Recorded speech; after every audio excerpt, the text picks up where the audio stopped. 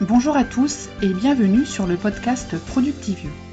Je m'appelle Priscille Livenet, je suis une maman très active et aussi une blogueuse sur productivio.com. J'ai une passion pour l'organisation personnelle et professionnelle. Mon but est de vous aider à mieux vous organiser, à déterminer ce qui est essentiel, à vous concentrer sur cet essentiel et à le réaliser efficacement.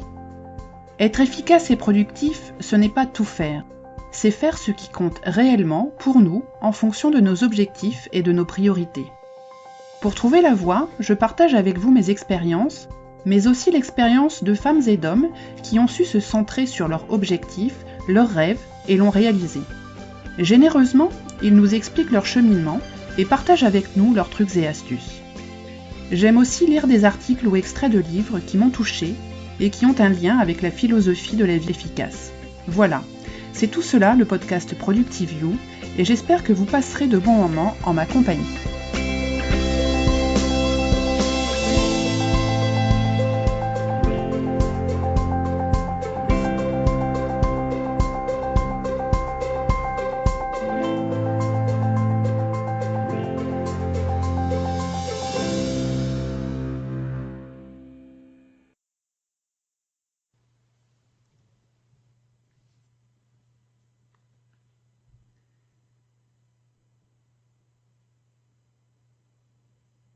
Bonjour à tous, dans cet épisode numéro 36 du podcast de Productivio, je reçois un homme, ce n'est pas souvent, donc faut le préciser. Il s'appelle Ludovic, il a 33 ans, c'est un heureux papa depuis 5 ans, il est journaliste dans l'audiovisuel et il vit en région parisienne avec sa petite famille. C'est aussi l'auteur d'un blog, Je suis ton père, que j'ai découvert par hasard via Facebook. Il y a quelques mois, un auditeur m'avait demandé si j'avais des conseils pour les papas, et après quelques recherches, je n'avais malheureusement rien trouvé de récent dans la blogosphère française. Mais à présent, nous avons Ludovic et son excellente idée, un blog pour les papas actifs. Bonjour Ludovic. Bonjour Priscille. Je suis ravie de te recevoir aujourd'hui. C'est réciproque, je suis ravi de participer à tes podcasts. Voilà, c'était la bonne surprise pour moi, c'était de découvrir un blog créé par un papa actif. Parce que parfois on trouve des blogs pour des papas divorcés ou voilà, qui donnent un peu des conseils pour survivre au week-end avec les enfants. Mais des blogs avec des papas actifs avec leurs enfants à la maison, en petite famille, c'est plutôt très très rare. Qu'est-ce qui t'a donné cette bonne idée ? C'est parce que j'en suis un moi-même, de papa actif. La première chose que je dirais, c'est ça. Et effectivement, comme tu l'as dit, je suis donc papa depuis 5 ans. J'habite en région parisienne où le travail prend une place un peu plus importante que le simple travail, entre guillemets, c'est-à-dire que les transports sont des données à prendre en compte dans l'emploi du temps, les horaires de garde, le coût des gardes. Il y a beaucoup de choses qui viennent se greffer à la vie active quand on est père de famille en région parisienne. Et ça demande, tout ça demande une gymnastique intellectuelle considérable.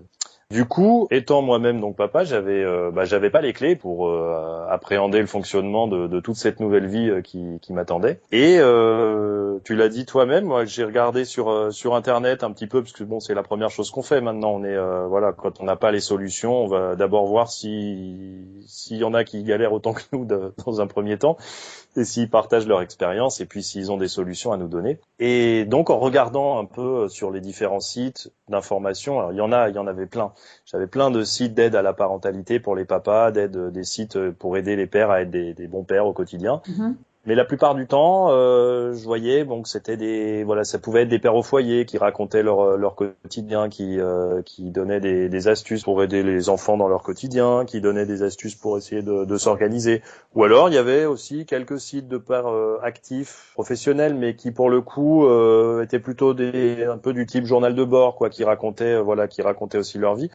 Moi, ce que je voulais faire, c'était pas forcément empiéter là-dessus parce que je trouvais qu'ils le faisaient très bien et voilà, c'est des blogs qui sont assez suivis, il y a une écoute là-dessus. Moi, ce qui m'intéressait, c'était d'avoir en tout cas en me mettant dans la peau du père de famille qui est à la recherche de ce genre d'informations, de savoir comment font les autres pour jongler entre cette vie active et leur organisation au quotidien. C'est pour ça que j'ai eu cette idée de lancer Je suis ton père, dont cet élément-là, l'équilibre entre la vie professionnelle et la vie de papa est un élément essentiel, qui n'est pas le seul, mais qui est une partie essentielle de ce site. D'accord. Et tu as lancé ton blog quand ? Alors je l'ai lancé officiellement. Je suis ton père est né en avril dernier quand j'ai acheté le nom du site. J'ai eu quelques petits problèmes au niveau du référencement parce que je tombe sur des gens qui sont plutôt à la recherche de répliques de Star Wars en tapant mon nom. C'est clair.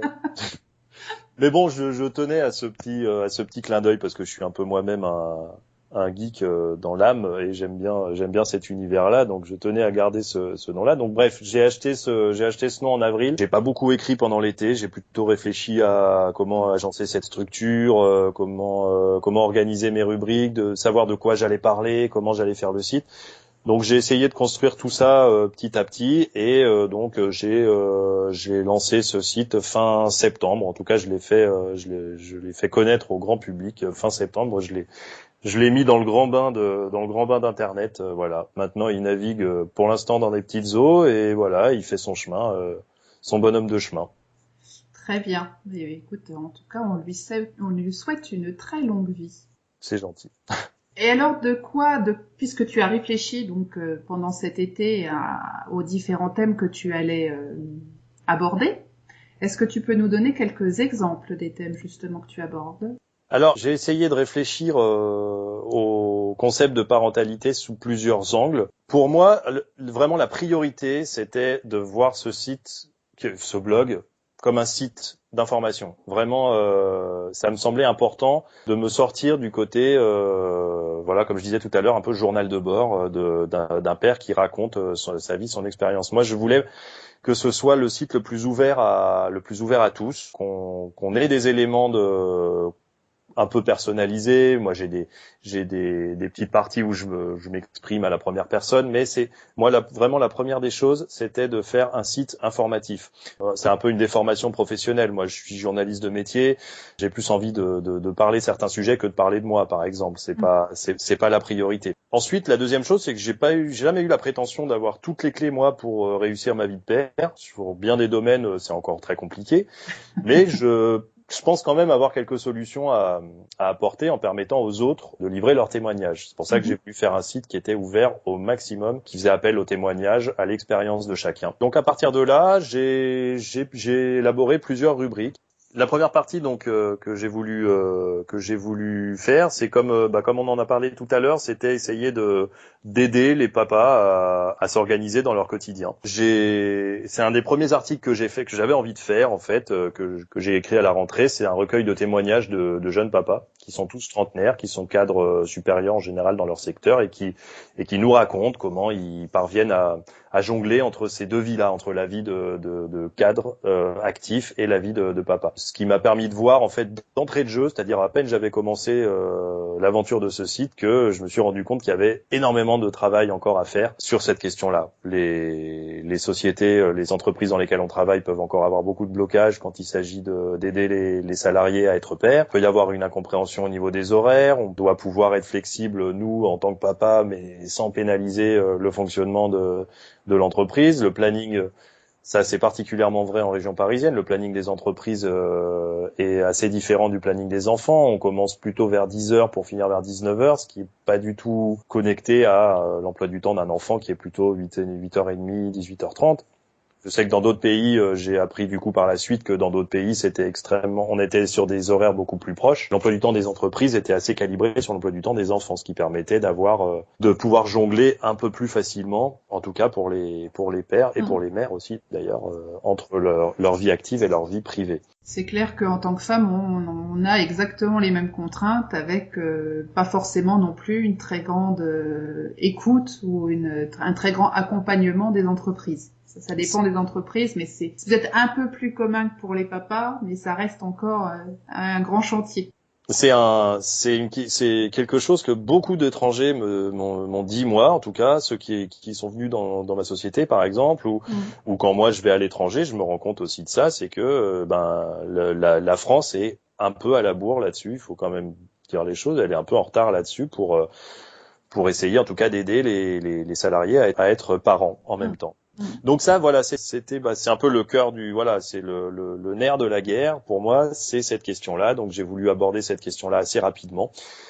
Et après, de fil en aiguille, j'ai aussi développé d'autres parties qui me semblaient aussi importantes, toujours pour dans l'optique d'aider les pères à savoir comment ça se passe ailleurs, à comprendre comment on peut être père et être aussi un mari, un homme, un employé en même temps. Comment cumuler toutes ces casquettes. Par exemple, c'est un élément qui m'intéresse énormément aussi, c'est de savoir comment ça se passe ailleurs. Donc parce qu'on n'est pas focalisé que sur notre société, notre pays. Il y a des tas de pères dans le monde qui ont des expériences aussi différentes. Donc j'ai une partie alors que je suis en train d'élaborer, elle n'est pas encore mise à jour cette partie, mais je suis en train de réaliser des interviews de différents papas à travers le monde, au Canada, aux États-Unis, au Pérou. Je suis encore à la recherche d'autres pays. Des papas qui vont nous expliquer comment ça se passe chez eux. Et c'est très intéressant parce que ça nous donne d'autres clés. Par exemple, ce mode de fonctionnement, les horaires de boulot sont pas du tout les mêmes dans des pays qu'on pourrait imaginer en retard par rapport à ça. Par exemple, les États-Unis, le Canada, qui sont des pays très libéraux, ce sont des pays qui culturellement, finalement, tiennent à avoir des horaires un peu plus proches des horaires de famille pour que les salariés, une fois terminée la journée de travail bien productive en général, puissent être chez eux et puissent être épanouis dans leur vie de famille. Ouais. C'est vrai qu'ils rentrent un peu plus tôt généralement que nous en tout cas. Un petit peu, y compris dans des boîtes qui leur demandent énormément d'implication dans l'entreprise. Donc voilà, il y a des tas de choses. Les modes de garde à l'étranger, comment ça se passe aussi. Je sais pas moi si par exemple faire garder son enfant au Pérou ou à Montréal, c'est la même chose, c'est les mêmes galères que quand on est à Paris. Voilà, ça c'est des choses qui m'intéressaient aussi. Alors excuse-moi de couper. Ces papas, c'est des personnes que tu connais dans ton environnement professionnel avec qui tu as eu des contacts, ou tu les contactes tout à fait, je dirais au hasard via les réseaux sociaux? Il y a de tout. Il y a de tout. Je connais pas mal de personnes qui sont expatriées maintenant, qui sont en train de fonder des familles un peu à droite et à gauche. Ces gens-là connaissent aussi d'autres personnes qui sont dans d'autres pays. Bon voilà, c'est évident que les réseaux sociaux là-dessus nous apportent considérablement d'aide. On pourrait pas faire grand-chose sans ça parce que voilà, on est tous reliés indirectement les uns les autres et du coup voilà, au niveau des témoignages que je recherche par exemple, les réseaux sociaux c'est la clé, c'est l'élément moteur. On n'est pas obligé de connaître des gens dans le monde entier pour essayer de parler de ça. Voilà. Exactement. Tu nous as parlé tout à l'heure de ton premier article où tu as fait plusieurs interviews de papas français, a priori, sur comment est-ce qu'ils pouvaient s'organiser. Est-ce que tu peux nous en parler un petit peu de cet article, nous donner quelques exemples ou d'astuces de ces papas pour réussir à conjuguer la vie professionnelle et la vie personnelle? Il y a deux façons de le voir, cet article. Il est à la fois, il donne des clés intéressantes et en même temps, si on le regarde d'un point de vue un peu pas négatif mais réaliste, on se rend compte que malgré les astuces qu'on utilise les uns et les autres, c'est toujours pas évident. Par exemple, j'ai le témoignage de quelqu'un qui travaille dans le consulting sur Paris, qui a une femme qui est également cadre supérieur dans une compagnie d'assurance. Donc les deux ont un niveau d'implication très élevé dans leur société, mais avaient quand même envie de faire un enfant et ont décidé de se répartir équitablement les tâches pour pas que l'un soit lésé par rapport à l'autre. C'est une façon de voir les choses. Souvent, il y en a toujours un qui prend un peu de recul dans sa vie professionnelle par rapport à l'autre pour élever un enfant. Eux, ils avaient envie de vraiment faire du 50-50 et c'est assez intéressant parce que la femme, en l'occurrence, dans son entreprise, a trouvé une bonne écoute et arrive à aménager ses horaires. Son mari, c'est beaucoup plus difficile parce qu'il est dans un environnement professionnel où quand il doit dire le mardi et le jeudi, je dois partir un peu plus tôt pour aller chercher ma fille à la crèche, on lui fait les grands yeux en disant mais attends, T'as pas une nounou, t'as pas une babysitter, c'est pas ta femme qui s'en occupe. Parce que il est dans un environnement socio-professionnel qui fait que ça fait bizarre quand on dit ça. Ça lui pose également quelques problèmes au niveau des promotions internes, donc ça a des conséquences, mine de rien, d'avoir ce fonctionnement-là. Mais lui, il tient en même temps, puisqu'il a quand même aussi envie de voir sa fille moins de 3 soirs dans la semaine et de pas rater l'intégralité de son évolution. J'ai également l'exemple de quelqu'un qui, pour le coup, sa femme avait pris un congé parental. Lui a du coup essayé au maximum d'évoluer professionnellement sur cette période-là. Donc il est dans le secteur pharmaceutique, donc il arrive à changer relativement facilement de société et de monter en grade, pour qu'ensuite, le jour où sa femme veut reprendre le boulot, lui se dise bon, j'aurais monté suffisamment, j'aurais accédé à suffisamment de responsabilités pour pouvoir me stabiliser à un moment. C'est aussi une façon très pragmatique de voir les choses. Mais c'est des choses qui comptent, parce qu'il y a aussi d'autres exemples de gens pour qui le fait d'avoir un enfant, c'est synonyme de stagnation professionnelle, et voilà, ils le savent, c'est-à-dire qu'ils se rendront moins disponibles pour des missions de longue durée. Ça peut être dans le consulting par exemple, ou dans les médias également d'ailleurs. Des missions de longue durée à l'étranger par exemple, on va forcément demander plus facilement à quelqu'un qui n'a pas d'enfant que demander à quelqu'un qui a une famille d'aller se déplacer pendant 1 mois, 2 mois à l'étranger. On sait que il sera moins disponible, qu'il le fera avec moins d'entrain, et que de toute façon il se portera peut-être même pas candidat. Donc ça veut dire ça, pour ces exemples-là, ça veut dire un enfant, ça veut dire moins d'opportunités d'évoluer professionnellement. Après, au quotidien, on a des exemples de pères de famille, alors qui arrivent quand même, faut rester un peu positif, qui arrivent à trouver une bonne écoute du côté de leur entreprise. Quand il s'agit un jour ou deux dans la semaine de finir un peu plus tôt, de sauter la réunion de 19h pour aller chercher ses enfants, ça pose rarement de problème. Tant que le boulot est fait, la plupart des témoignages que j'ai eus disaient quand même qu'au quotidien, ça pouvait, on pouvait se faire. On pouvait suivre cet exemple-là. Tant que le boulot est fait. Le problème étant que, comme je disais au début de l'interview, les horaires qu'on a dans ces catégories-là sont pas vraiment des horaires de père de famille. Et ce qu'on doit faire entre 10h et 18h, on pourrait le faire plus facilement entre 8h30 et 18h, ou entre 9h et 18h. Mais c'est pas dans notre culture. Oui, enfin même s'il y a quand même beaucoup d'entreprises sur la région parisienne où on peut arriver de bonne heure, même si le gros de la troupe, entre guillemets, arrive plus tard, rien n'empêche d'arriver plus tôt, soi-même, pour être justement pas dérangé et puis avancer très très vite et quitter plus tôt. On peut aussi, mais c'est vrai que je prends l'exemple des réunions par exemple, parce que j'avais quelqu'un qui m'avait dit que il travaille dans la finance dans un groupe industriel français, et il me disait que les réunions étaient souvent calées à 19h. Oui. Parce que ce type est directeur financier, et dans son secteur, les directeurs financiers, c'est les mamans qui s'occupent de leurs enfants à 19h. Ils se posent pas la question. Lui, il a envie de s'occuper de ses enfants le soir. Et les réunions sont pas à 8h30 du matin. Les réunions sont souvent en fin d'après-midi. Il n'y a pas du tout de prise en compte, effectivement, du fait que les gens, quels qu'ils soient hommes ou femmes, ont des enfants et doivent suivre ces réunions, même si c'est très très tard.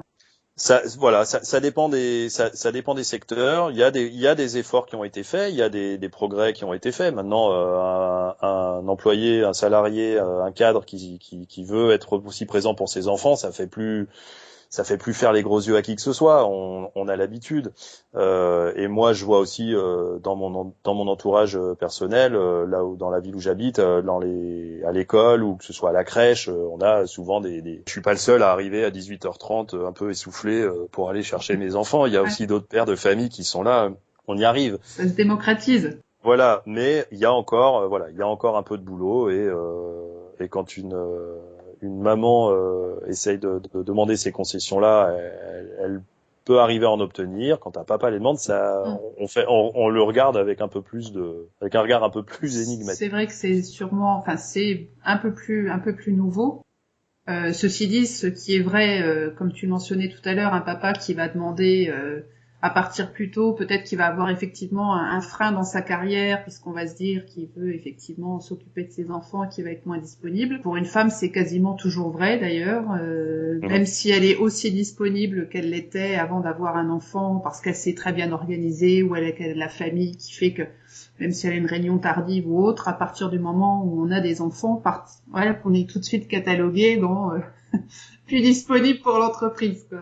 Et au final, je pense que ces problèmes que les femmes rencontrent depuis autant de temps, finalement, les hommes les rencontrent maintenant, les rencontrent de plus en plus sur la même échelle. En fait, les problématiques sont les mêmes. Exactement. Moi, j'essaye absolument pas d'opposer les hommes et les femmes dans mon site, parce que je me rends compte que finalement, les femmes pendant des années ont voulu justement que leur entreprise puisse les admettre qu'elles peuvent être à la fois mères et femmes. Il y a encore énormément de boulot là-dessus. Et les pères veulent aussi la même chose maintenant, parce que voilà, permettre aux femmes d'avoir de cumuler toutes ces casquettes-là, c'est ce que tout le monde recherche, c'est ce que tous les maris recherchent. Mais du coup, tout le monde doit aussi s'adapter là-dessus. Et la société maintenant a envie que les pères de famille soient à la fois impliqués dans la vie de leurs enfants, soit des salariés efficaces, productifs, soit de bons maris. Et exactement de la même façon que c'est pas facile de jongler avec toutes ces casquettes pour les femmes, ça l'est pas non plus pour les hommes. Ah, c'est clair. Voilà. Moi, dans mon entreprise, je fais partie d'un réseau de femmes, comme on dit. Il y en a de plus en plus dans les grandes entreprises. On essaye de trouver des solutions pour mieux intégrer les femmes, plus les faire participer dans des postes de management, parce qu'effectivement, dès qu'on a des enfants, on a déjà un certain nombre de femmes qui n'ont pas envie, de toute façon, d'avoir des rôles de manager, parce qu'elles ont effectivement une famille et elles n'ont pas forcément ces aspirations-là. Et puis pour celles qui veulent le devenir, il y a encore ces freins. Et quand on travaille en fait sur ce qui pourrait lever ces freins, je dirais 95% des idées qu'on peut avoir s'appliquent aussi bien aux hommes qu'aux femmes. Et les grands groupes qui ont mis des politiques de réseau pour soutenir l'embauche des femmes ou l'évolution des femmes, en fait, ont vu des bienfaits non seulement sur la population féminine, mais aussi sur la population masculine, parce que en fait, tout le monde a profité des avancées. Et donc les papas qui eux aussi souhaitaient pouvoir, comme toi, participer plus activement à l'éducation des enfants et ne pas laisser uniquement le rôle à la maman, ont pu bénéficier des mêmes avantages en fait, et ça a fait monter tout le monde, je dirais. C'est évident. Avoir de l'aide. Il y a un truc très intéressant qui se passe en ce moment aux États-Unis. J'en ai fait un article d'ailleurs. C'est dans la Silicon Valley, les entreprises depuis cet été multiplient les cadeaux à leurs employés femmes, mais aussi leurs employés hommes. Et alors il y a une espèce de course effrénée à qui va donner le meilleur congé parental au père de famille, parce que le congé parental n'est pas légal aux États-Unis. Enfin, il n'est pas institué par l'État. C'est les entreprises qui, à la carte, peuvent le donner ou pas. Ça a commencé avec, je crois, Microsoft qui a décidé d'accorder 6 mois de congé parental aux pères de famille. Ensuite, Twitter s'y est mis, Facebook s'y est mis, Netflix, depuis septembre, les pères de famille chez Netflix peuvent bénéficier d'un congé parental illimité. Et voilà. Et ensuite Amazon. Ensuite, voilà. Et une par une, toutes ces entreprises-là ont des conditions pour faire naître leurs enfants qui sont absolument démentes. Je trouvais ça super intéressant parce que à la fois ça donne des bons coups de pub pour les entreprises. Oui, c'est clair. Parce qu'il y en a qui disent Microsoft a fait ça, moi je vais faire plus, voilà, et je vais faire un communiqué là-dessus. Les directeurs des ressources humaines disent que clairement ça permet les salariés qui sont mieux épanouis dans leur vie privée le seront mieux au boulot, ça c'est une évidence. Oui. Et puis en même temps, ça donne aussi il y a un côté au niveau de la communication, c'est un très gros booster pour c'est un très gros booster pour la société. Donc on arrive petit à petit à des choses comme ça, et c'est intéressant de voir que c'est de la part d'entreprises qu'on imagine être les plus productives sur des tas de points qui demandent énormément à leurs employés. Ouais. Mais qui en même temps, font de grosses contreparties derrière. Et puis la dernière chose, il faut aussi le préciser, c'est que ces salariés-là peuvent switcher d'une boîte à une autre, et pour les garder, on a intérêt à mieux les choyer. Et si une société qui choisit bien ses salariés, et ça passe par une aide à la vie parentale, est une société qui peut garder aussi ses meilleurs éléments. Ah, c'est clair. On arrive à ça maintenant. Alors on le fait peut-être avec moins de flonflon que que les boîtes de la Silicon Valley qui communiquent là-dessus dans le monde entier et qui sont un peu à la pointe de ce genre de choses. Mais il y a beaucoup de sociétés qui ont compris ça. Et tant mieux. Et je pense vraiment pas que les sociétés qui font un peu plus de cadeaux entre guillemets comme ça à leurs salariés par an sont des sociétés qui vont dans le mur. Pas du tout. C'est vraiment c'est plutôt l'inverse même, oui, je oui, dirais. tout à fait, parce que l'efficacité de toute façon s'en ressent forcément. Exactement, oui. Très bien, très bien. Bah, écoute, c'est extrêmement intéressant tout ça. Je te remercie beaucoup, Ludovic, d'avoir je t'en prie, partagé merci. avec nous. Avant Merci à toi de avant donner la parole. que nous nous quittions, tu as quelques petites questions incontournables auxquelles tu vas devoir répondre. Bien sûr. La première, c'est est-ce que tu as une citation ou un proverbe préféré? Est-ce que j'ai le droit d'avoir 2 citations? Ah mais oui, tu as le droit. J'ai essayé d'en choisir une, mais en fait j'en ai 2 qui me semblent pertinentes. La première, c'est vraiment très lié à mon activité. C'est un proverbe corse, parce que je suis d'origine corse. Ah. J'adore la culture corse. Je trouve que c'est une culture de la terre et basique et extrêmement ferme sur des valeurs. Et il y a un très beau proverbe corse qui dit non è homo qui non è padre. Ça veut dire n'est pas homme qui n'est pas père. Alors ça paraît évident comme ça, mais je trouve que ce proverbe est extrêmement fort parce que moi, ça me rappelle que être père pour moi, ça a été s'émanciper du jeune garçon que j'étais et devenir un homme. Et quand on est père, on a l'impression d'avoir accompli quelque chose sur terre pour lequel on semble être destiné, sans trop le savoir. Après, on peut aussi voir dans la vie de tous les jours, on peut voir la vérité de ce proverbe. Moi, je me construis en tant que père et ça participe à mon identité d'homme. Et je me nourris des expériences de père tous les jours et ça m'aide dans mon quotidien d'homme. N'importe quel parent, à mon avis, n'importe quel parent dira la même chose. On gagne avec ses enfants, avec leur vie, avec nos échanges parents-enfants. Ça nous aide dans la vie de tous les jours. Exactement. Donc celui qui n'est pas homme n'est pas père et celle qui n'est pas mère n'est peut-être. Enfin, je sais pas ça par contre. Voilà, ça c'est un peu pareil quand même. Je pense.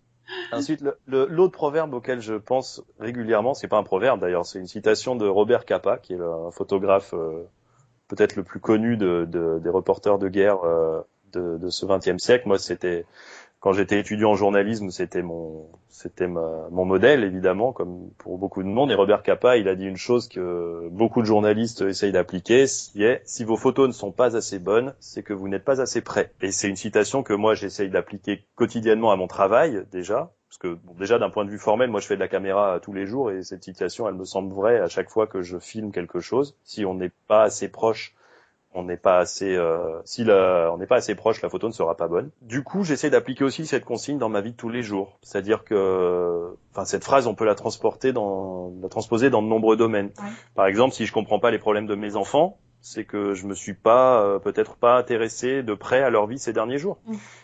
Pour connaître ses proches, pour essayer de les aider, on doit se tenir au plus près de leurs préoccupations. Et ça va de soi que sur la création de Je suis ton père, j'ai essayé d'appliquer ça, d'être au plus près des sujets que je traite et des témoignages que j'essaye de recueillir. Je pense que ça va donner une bonne photo. Et une bonne photo, ça permet d'éclairer le monde. Voilà, ça c'est moi qui le dis par contre, c'est pas Robert Capa. Mais je vais peut-être te citer quand même.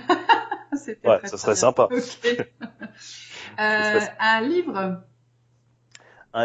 Mon livre de chevet, c'est un livre, alors je pourrais dire plein de livres parce que je lis beaucoup, j'aime énormément de romans, mais celui auquel je pense avec le plus d'affection, c'est un livre qui s'appelle Le Baron Perché, qui a été écrit par Italo Calvino. C'est c'est le seul livre que j'ai dû lire une dizaine de fois depuis mes 12 ans.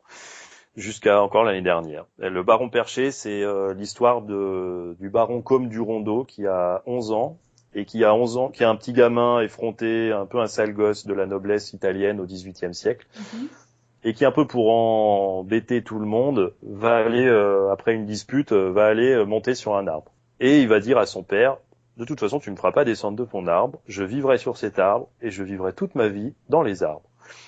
Et il le fait. Toute sa vie durant, il va montrer à tout le monde, aux filles qui pourraient être amoureuses de lui, aux métiers qui vont l'attendre en bas, à la fortune de sa famille qui l'attend dans le château d'à côté, que tout ça tient pas la route face à une idée, même si cette idée semble stupide, C'est une idée qu'il a, c'est pour montrer à tout le monde qu'il peut vivre en compagnie des hommes, qu'il est libre de choisir, et que lui, il a juste envie de vivre quelques mètres au-dessus. Voilà, c'est pas un livre sur la grande aventure ou l'isolement, comme peut être Robinson Crusoe, ou comme peuvent être les livres de Sylvain Tesson aussi, auxquels je pense là, parce que j'ai beaucoup aimé les livres sur ses séjours en Sibérie. Voilà, ce personnage, il est à côté des hommes. Il a juste envie de vivre un peu différemment, un peu à la marge. Et c'est un livre que j'adore et qui a passé les âges avec moi. C'est-à-dire que pendant ma jeunesse, je le lisais comme un livre d'aventure, je le voyais comme quelque chose d'un peu atypique. Et puis maintenant, je me dis effectivement, pourquoi pas essayer de au quotidien d'avoir une petite façon de voir les choses différemment, qui ne serait pas choisir la voie la plus dingue, la plus passionnée, parce que il y a un âge pour tout, il y a un temps pour tout. Moi, j'ai une famille et ma vie j'adore ma vie, je me délègue de ma vie au quotidien. Mais il y a toujours une façon d'essayer de voir les choses sous un petit angle différent qui va nous dire, eh ben là, je vis pas exactement de la même façon que les autres. Et c'est ça qui me plaît, c'est parce que j'ai choisi de le faire comme ça. Choisis une perspective un peu différente. Voilà. Juste un peu, mais différente. Oui, c'est bien. Écoute, je ne connaissais pas ce livre, donc ça me donne en tout cas bien envie de le lire. Très bon livre. Et puis alors, dernière petite question, une petite astuce de productivité de papa. Alors, une astuce de productivité dans ta vie professionnelle ou personnelle, comme tu le veux. Je vais dire une astuce de productivité, c'est d'être marié à une femme très organisée. C'est pas mal non plus. Ça peut. Bon, le choix du conjoint est très très important dans la vie. C'est extrêmement important. Non, c'est très important. Non, mais blague à part. Non, mais c'est vrai que moi j'ai dû apprendre à être organisé dans ma vie parce que avant d'être papa, j'étais un peu foutraque. Je suis très tête en l'air. Et voilà, et je suis encore un peu dans la lune maintenant. Alors évidemment, on l'est beaucoup moins dès qu'on a des enfants parce que les responsabilités nous tapent un peu sur la tête. Mais voilà, donc j'ai la chance d'avoir une femme adorable qui s'occupe de beaucoup de choses au niveau administratif, au niveau du quotidien, ce qui moi m'aide beaucoup. Après, alors dans le plus concret, j'ai lu ton article dans lequel je me suis vraiment reconnu, qui s'appelait Ranger sa maison en 15 minutes par jour. Ça, c'est quelque chose, j'en fais mon quotidien également. C'est-à-dire que c'est vraiment l'astuce de base, mais effectivement, dès que quelque chose dès qu'il y a une feuille de papier qui traîne, dès qu'il y a un jouet qui est pas au bon endroit, si on prend une seconde pour le ranger, pour le mettre à sa place, on va se sentir un peu plus chez soi. Je le vois surtout ça dans mon salon, c'est un combat du quotidien, mais j'essaye de faire en sorte que par exemple les jouets n'envahissent pas mon salon. Alors bon, là maintenant, à l'heure où je te parle, j'ai une voiture là, un ballon là et une pelle et un seau à côté de la télé. Bon, c'est n'importe quoi, mais normalement, mon salon ressemble à un salon et moi, ça me semble très important qu'on garde des pièces à vivre comme ça, qui soient aussi les nôtres, qui soient pas que les pièces d'une grande salle de jeu. On a aussi notre identité en tant que parents. C'est important de garder cet environnement pour nous aussi. C'est vrai que c'est très très important. Et effectivement, merci de mentionner l'article sur les 15 minutes par jour. C'est en fait des toutes petites actions, parce qu'on fait pas 15 minutes d'affilée, en fait. C'est dans le prolongement d'un geste où on en fait un autre pour alléger le ménage hebdomadaire ou les tâches hebdomadaires. C'est très important. Et c'est extrêmement important. Et en plus, quand on fait ça régulièrement et que ça devient vraiment une habitude, on apprend aux enfants à être pareils. Exactement. Alors les tiens sont peut-être encore un petit peu petits, ils ont peut-être encore du mal, mais ça rentre vraiment dans leurs habitudes à eux, et ça permettra de faire des adultes qui auront déjà un peu quelques outils, quelques astuces, même si, bon, tu verras, à l'adolescence, ça change un peu quand même. Il y a des hauts et des bas, j'imagine. Mais en tout cas, il y a des bonnes bases. Il y a des caractères différents aussi. Effectivement. Moi, j'ai 2 enfants, un qui est plutôt organisé, et l'autre, voilà, c'est pourtant il voit que la maman, je suis un petit peu organisée quand même. Bon, ça dépend aussi du caractère, mais ça donne quand même quelques ça donne les outils, bonnes bases. et c'est vrai que ça fait...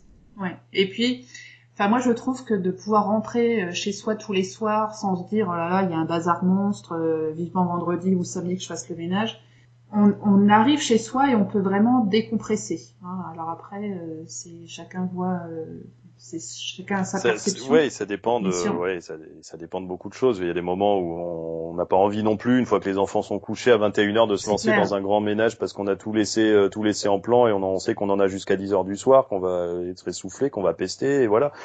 Et en même temps, on sait aussi que si on le fait pas là, c'est juste du boulot en plus pour après, et après il y en aura déjà suffisamment, donc autant faire les choses dans l'ordre. Voilà. Très bien, parfait. Écoute Ludovic, je te remercie beaucoup d'avoir participé à ce Écoute, podcast. merci à toi. C'était vraiment extrêmement sympathique à toi. Donc on retrouvera donc les notes de ton interview sur productiveview.com dans la rubrique podcast. Merci à toi. En tout cas, c'était une première pour moi et ça m'a donné l'occasion de parler de sujets qui me tiennent à cœur et j'espère l'avoir montré que ça me tenait à cœur. Voilà. Mais oui, tout à fait. Tu es très passionné, donc c'était extrêmement intéressant et je te remercie 1000 fois. Merci à toi. Au revoir Ludovic. À bientôt. Au revoir. C'est fini pour aujourd'hui. J'espère que vous avez eu plaisir comme moi à faire la connaissance de Ludovic et de son site Je suis ton père. Allez le visiter, plein de trucs et astuces pour les papas et aussi pour les mamans. N'hésitez pas à partager ce podcast avec toutes les personnes qui pourraient être intéressées, à liker la page Facebook de Productiveview, à mettre une note sur iTunes pour ce podcast. Et puis on se retrouve très vite pour un prochain épisode. Bye bye!